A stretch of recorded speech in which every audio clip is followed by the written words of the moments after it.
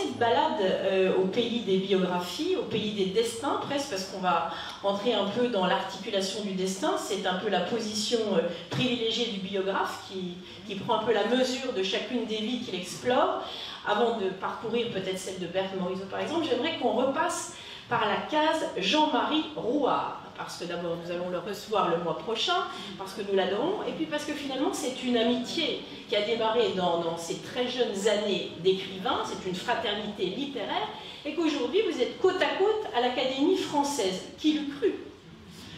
Oui, dans ce livre je raconte donc les personnages de mes biographies et comment j'ai pu écrire ces biographies, mais je raconte aussi les gens que j'ai rencontrés, qui ont été importants dans ma vie d'écrivain et qui m'ont aidé finalement à me construire et à devenir écrivain. Il se trouve que Jean-Marie Rouard est quelqu'un que j'ai connu avant même d'avoir écrit le moindre, non seulement le moindre livre, mais même le moindre article de journal. J'avais été envoyée auprès de lui par un journaliste dont j'étais l'assistante, la toute neuve assistante, et je devais l'interroger pour préparer une émission de radio France Culture à laquelle il devait passer.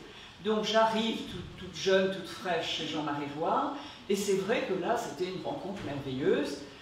D'abord parce que c'était un jeune homme très fascinant qui n'était pas du tout le Jean-Marie Rouard qu'on connaît, c'est-à-dire il était au chômage, il venait d'être viré du Figaro, il était brouillé avec Jean d'Ormesson, qui comme vous savez est quand même son idole et son grand ami.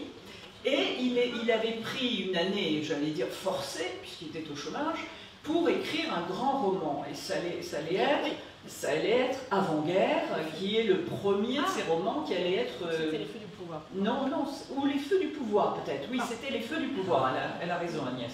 Oui, c'est Les Feux du pouvoir qui est le roman qui allait avoir le prix interallié. Mais donc quand je l'ai connu, c'était plutôt un jeune homme à la marge, très sympathique, qui cherchait un travail et qui espérait que son roman allait avoir un succès fou pour l'aider à sortir de cette mauvaise passe. Et ce qui m'a tout à fait étonnée, donc il habitait rue du Cherche-Midi, dans un petit appartement, mais qui était couvert de livres, bien sûr, ça on s'en doute, et de tableaux. Et quand je vous dis qu'il était couvert de livres, il n'y avait pas un centimètre carré au mur, entre les tableaux qui se chevauchaient les uns les autres, qui montaient jusqu'au plafond, descendaient quasiment au sol. C'était couvert de tableaux qui avaient un charme fou. C'est des tableaux un peu anciens. Moi, je ne connais rien à l'histoire de l'art de cette époque, très 19e. Et alors, il m'a expliqué que tous ces tableaux, c'était des tableaux de famille. Son arrière-grand-père, ses deux grands-pères, côté paternel-maternel, etc. Les oncles, les cousins, tout le monde peignait dans cette famille.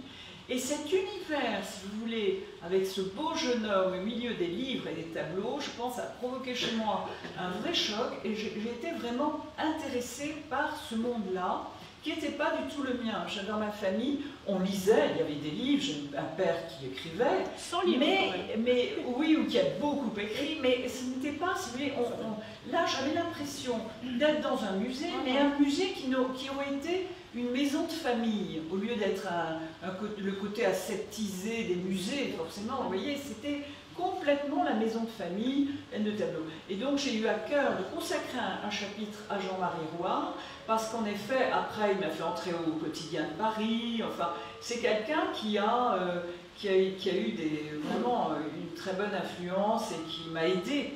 Et c'est vrai que ce jour-là, quand on s'est rencontrés, je n'aurais jamais pensé, mais jamais, qu'un jour on allait se retrouver à l'Académie française. C'était de l'ordre vraiment des plans sur la comète, on peut dire.